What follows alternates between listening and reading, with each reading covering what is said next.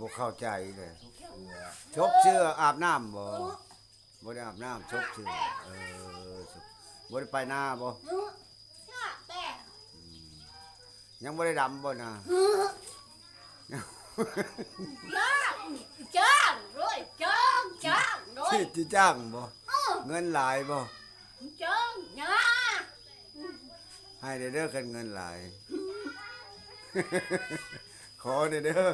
งามบ่งามบ่มื้อนี้มาหาสาวสีดาพี่น้องอัดคลิปไปพี่น้องเด้อผู้ใดเมตตาสงสารสาวสีดาเอาผัวแล้วบ่ น้อง ยังบ่เอาเฮิงไปได้ น้อง ยังบ่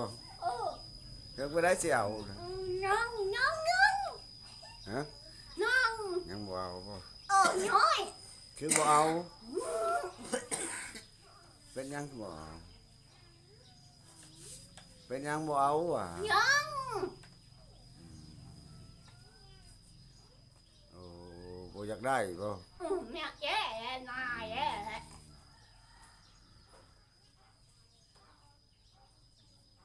ชื่อ ไปมื้อหน้าล่ะไปได้อยู่บ่มื้อหน้า น้ามีน้ามี น้ำลายบ่เลยน้ำบ่อึดเลยเนาะน้ำเนาะน้ำลายไปตกน้ำได้สุไปผู้เดียวเด้อกันไปมื้อหน้าเด้อไปกับหลานเด้อ ค มีหมู่หลายคนจังไปเด้อ ำจุ๊บ ตกน้ำได้ยังไม่ได้ดำผมเจ้า ยังคือกันเลยยังบ่ได้ดำเนี่ยยังบ่ทันได้ดำให้ด้านหน้าคือกันน้ำบ่อึดน้ำกล้าบ่ยาว บุยบุย บ่เข้าใจตัวเว้า ข้า กินข้าวกันยังมื้อนี่บ่มีแนวกินเดี๋ยวว่ากินกับปลากับปูบ่ได้บ่ปลาบ่มีบ่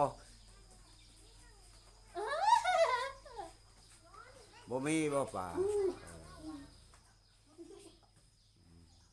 เดี๋ยวว่ากินกับปูกับปลา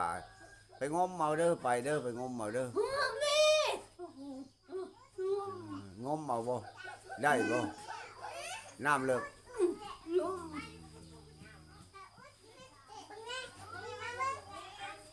ไปงมเอาโลดลงงมลงหนอง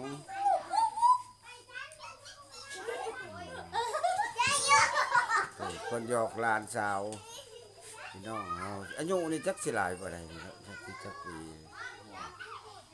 มอสมมันก็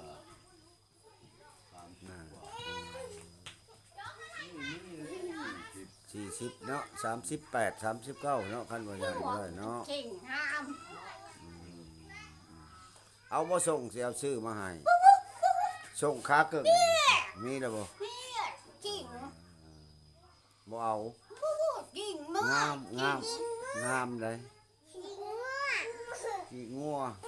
มันถือขี้งัวบ่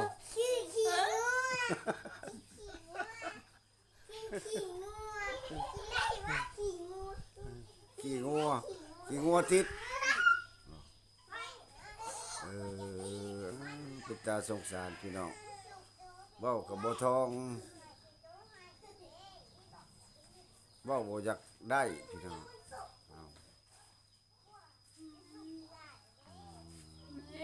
งามบ่ยังบ่ได้หยิบเอาเด้อ กล้ามดีแต่เอ้ย พี่น้องเอ้ยเป็นตาเมตตาสงสารมาบ่มีฮอดแนวกินเพิ่นว่าเว้ากะบ่ทอง เมตตาสงสาร เก่งโล ซื้อได้ก็ซื้อสีดาบ่ซื้อสีดา ใช้ สีดาอายุป ประมาณ38พี่น้องเนาะ38 39นี่แหละเนาะก็บ่จื้อพศผู้ชื่ออายุเลยแหละพี่น้อง